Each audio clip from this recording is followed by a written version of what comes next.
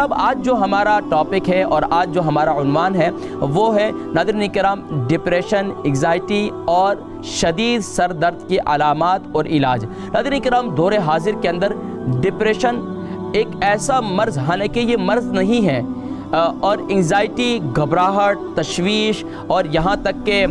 بہت زیادہ بے چینی اور اسی طریقے سے شدید سر درد، یہ وہ بیماریاں اب بن چکی ہیں معاشرے کے اندر کہ اب ہر دوسرا تیسرا گھر میں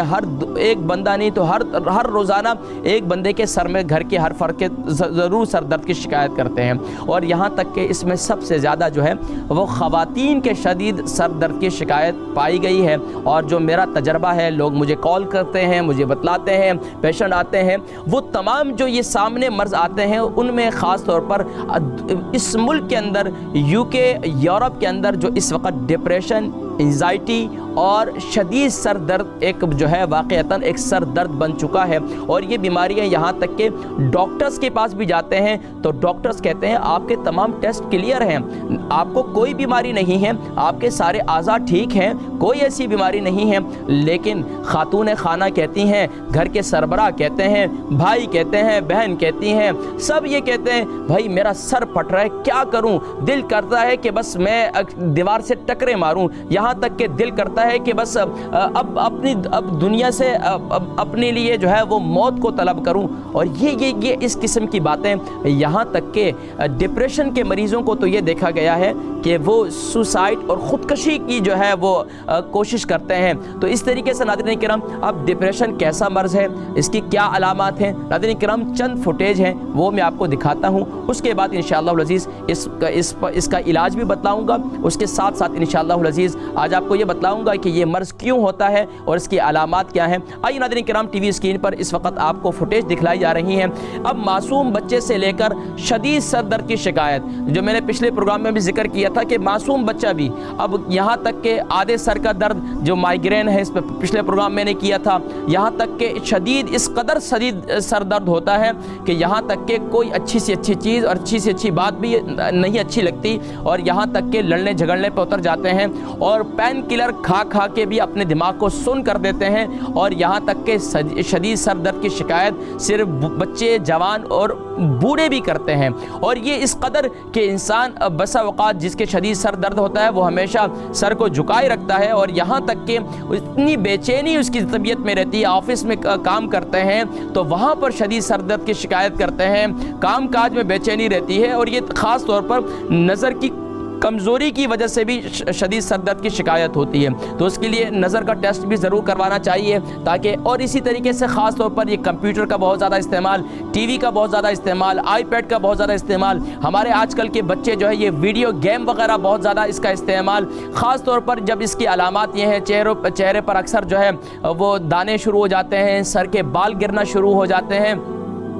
اور یہاں تک کہ یہ سر درد کی وجہ سے مختلف اور بیماریاں بھی جنم لینا شروع کر دیتی ہیں، بلڈ پریشر ہائی ہو جاتا ہے، یہاں تک کہ دماغی امراض جنم لینا شروع کر دیتے ہیں، دماغ کمزور ہو جاتا ہے، چہرے پر جھریاں پڑنا شروع ہو جاتی ہیں، چہرے پر جھریاں جو ہے بہت زیادہ بڑھ جاتی ہیں، اور یہاں تک کہ دماغ ہر وقت سن رہتا ہے، دماغ میں کوئی بات ٹھہرتی نہیں ہے، حافظہ کمزور ہو جاتا ہے، اور یہاں تک کہ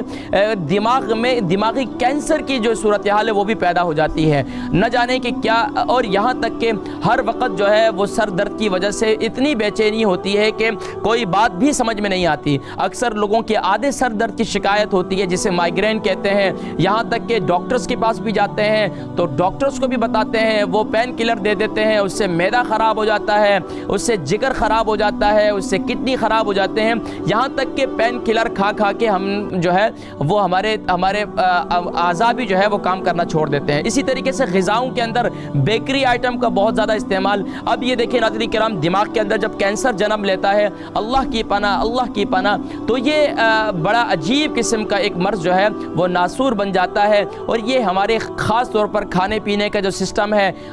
فاسٹ فوڈ کا زیادہ استعمال، اور یہ چینی جسے ہم بڑے مزے کر جو ہے خوب 2-2 3-3 چمچے ڈالتے ہیں، وائٹ شوگر جسے کہتے ہیں، یہ بہت بڑی بیماری ہے، اور یہاں تک کہ شدید سر درد کی وجہ سے انسان کی اتنی بے چینی ہوتی لیے کہ آنکھیں، کان، یہ سب جو ہے وہ اعضاء جو ہے وہ مفلوج ہونا شروع ہو جاتے ہیں، یہاں تک کہ گردن میں درد، معدے میں درد، دل میں درد کی شکایت کرتے ہیں اور کہتے ہیں کہ نہ جانے پتہ نہیں کیا معاملہ ہو رہا ہے کہ میرے ہاضمے کا سسٹم بھی خراب ہو چکا ہے۔ اور یہ ہاضمے کا، ناظرین کرام، یہ سر درد، ڈپریشن، یہ ایک ایسی بیماری ہے جس سے بہت سے لوگ ہیں جو خاص طور پر معدے کے مریض بن چکے ہیں، جگر کے مریض بن چکے ہیں، ڈائلیسس پہ جا چکے ہیں، یہ صرف اور صرف ڈپریشن کی وجہ سے، انزائٹی کی وجہ سے، اور یہاں تک کہ دل کا اٹیک بھی ہو جاتا ہے۔ ناظرین کرام، یہ وہ بیماری، یہ وہ اب معاشرے کے اندر یہ دوسری وہ بڑی بیماری بن چکی ہے جو آج کے معاشرے کے اندر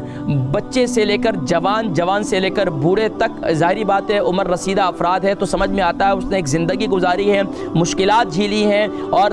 مختلف معاملات کا سامنا کیا ہے، لیکن اب بچہ بھی یہ شکایت کرے، جوان بھی یہ شکایت کرے تو یہ بات سمجھ سے باہر ہے۔ بہرحال ناظرین کرام، معاشرے کے اندر اب تو یہ بیماری بن چکی ہے ڈپریشن، اور ڈپریشن کے مریض خاص طور پر اس کی